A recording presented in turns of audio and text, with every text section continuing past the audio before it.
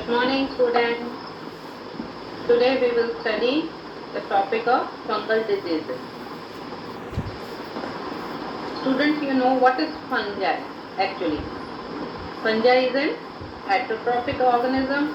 It is an eukaryotic and it can be unicellular, multicellular, made up of chitin, having no chlorophyll, filamentous in nature, and can act as a saprophyte or parasite.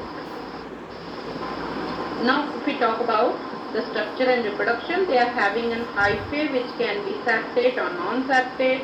So there is a network of hyphae called mycelium. The body is soma or thallus. So there can be zoosporic fungi or straminiferous fungi, which are causing mainly the causative organism of the animal fungal diseases.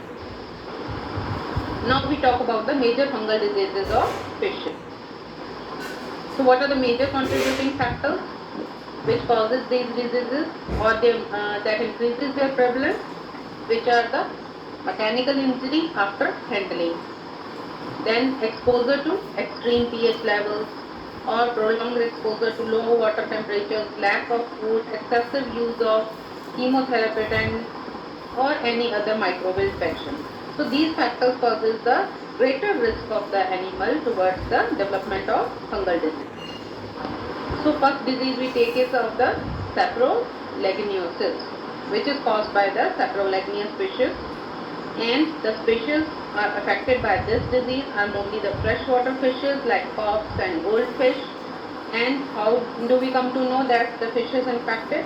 There are the formation of white cottony growth on the fish eggs or tissues. Fish becomes lethargic, they tire easily and respond slowly to any stimuli given, and there is a rapid destruction of their epidermis. So we can diagnose it with the help of microscope, which causes the you can say we can visualize the hyaline and stenocytic mycelia, and there are the numerous sporangia which can be seen under the microscope.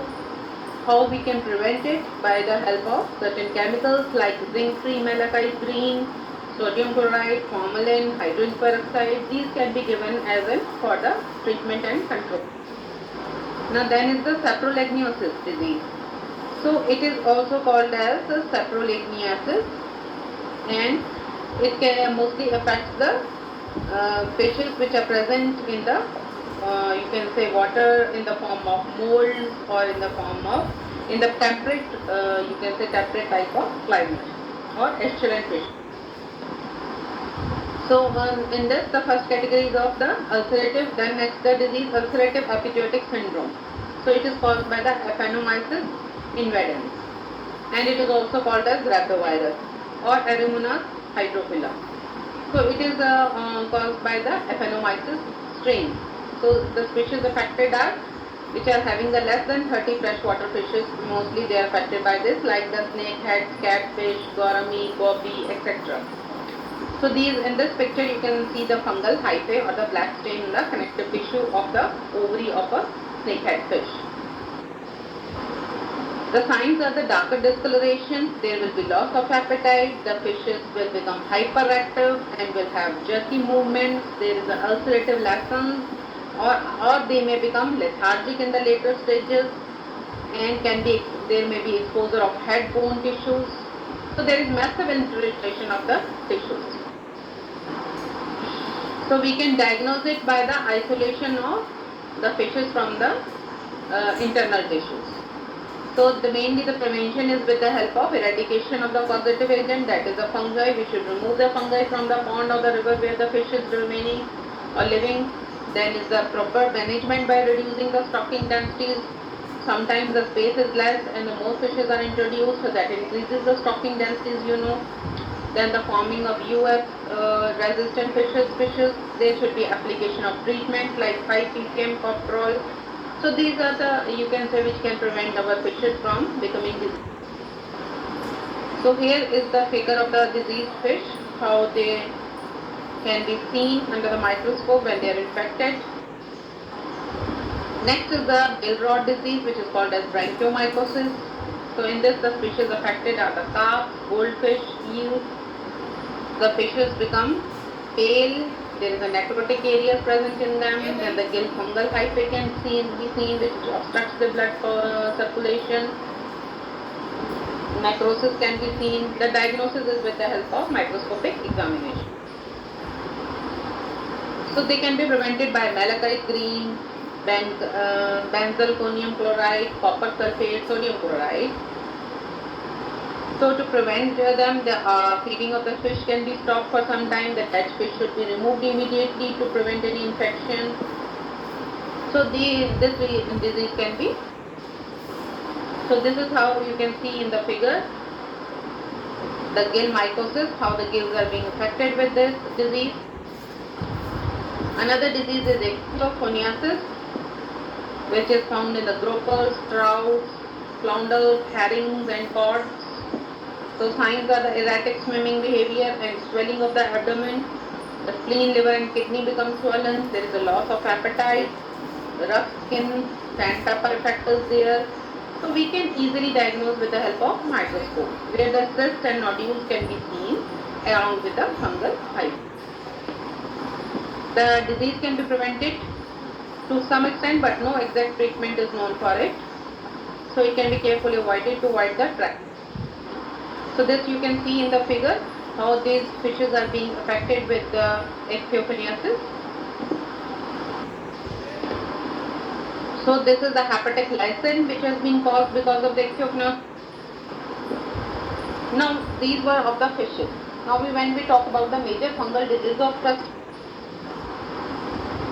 So the first disease is the larval mycosis, which is caused by the Liganidium species and Sauropogidium species and Helicothorus species, and it affects all the Penaeus species and the crabs, the prawns, they are being affected by this.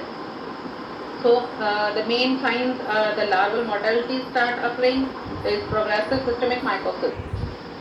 The diagnosis can be with the help of microscope and specialized hyphae or discharge tubes. So this is how the larval mycosis can be seen in the prawn. So the prevention is the contaminated larval rearing tanks should be disinfected properly. The chlorination and filtration of the tanks should be done to prevent any type of infection. Then is the black gill disease, which is also affecting our prawn species.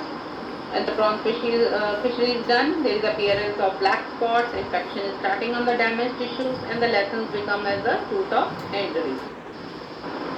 So here again microscopically we can examine it, and it can be prevented by the proper care and when the proper source is being diagnosed from where it is coming. We can distract that source. So this is the black gill disease, if you can see. Then is the aflatoxitosis, rat disease. Here also the confirmation is through the biochemical analysis. The prevention is not to use the moldy feed, and the feed should be properly clean and dry before feeding. The rat disease, here the positive organism is aflatoxin, which is produced by the Aspergillus flavius. The species affected are mostly the Penaeus monodon and the others. There is a lethargic, yellowish discoloration, lethargic lifestyle of the organism, and the short set. So these were the main species which I have told you, which causes the diseases in the fishes and the crustaceans. So these were the various types of fungal diseases.